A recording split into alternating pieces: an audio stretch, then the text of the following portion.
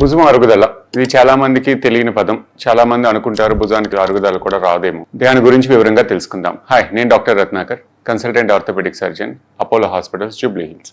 ఈ భుజం నొప్పితోటి చాలా మంది తరచుగా బాధపడుతూ ఉంటారు. ఇందులో రకరకాల కారణాలు ఉంటాయి.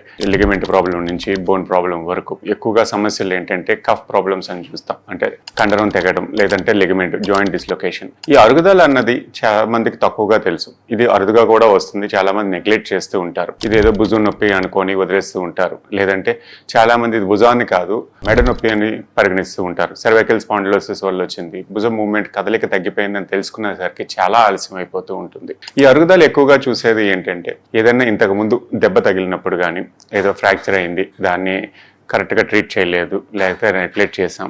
రెండోది రుమటాయిడ్ ఆర్థరైటిస్, ఏదైనా కీళ్ళవాతం ద్వారా చాలా మందికి భుజాలు అరిగే అవకాశాలు ఉంటాయి. కొంతమందికి ఆస్టియో ఆర్థరైటిస్ అనేది చాలా అరుదుగా వస్తుంది, బట్ వచ్చే అవకాశం కూడా ఉన్నది.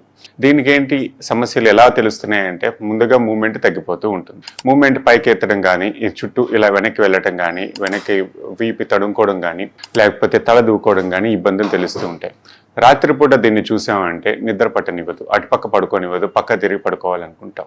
దీన్ని అశ్రద్ధ చేయడానికి చాలా మంది కారణాలు ఏంటంటే ఈ భుజం కాకపోతే ఇంకొక భుజం ఉంది, కాలక్షేపం అయిపోతుంది, పై నుంచి పనులు చేయలేకపోయినా కింద నుంచి నాకు వస్తుంది అన్నంత వరకు ఉండిపోతూ ఉంటారు. దీనివల్ల చాలా అశ్రద్ధ చేస్తూ ఉంటారు. ఈ అశ్రద్ధకి అరుగుదల పెరుగుతూనే ఉంటుంది, మూమెంట్స్ తగ్గిపోతూ ఉంటాయి. దీనికి సమస్యను ఎలా తెలుసుకోవడం అంటే ఒక ఎక్స్రే చోటి ఇబ్బందితోటి వచ్చినప్పుడు ఎక్స్రేలో కూడా చాలా వరకు కనిపిస్తుంది.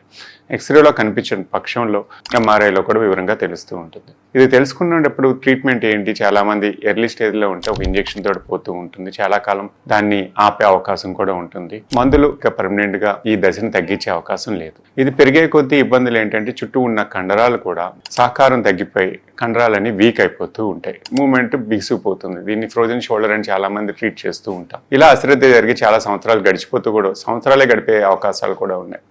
సో ఆర్థరైటిస్కి ట్రీట్మెంట్ ఏంటంటే ఒక దశలో బాగా అరిగిపోయింది అన్నప్పుడు షోల్డర్ రీప్లేస్మెంట్ చేసుకోవచ్చు. దీని వయసు పరంగా కూడా విభజించవచ్చు. ప్రైమరీ అంటాం, లేకపోతే రివర్స్ షోల్డర్ అంటాం.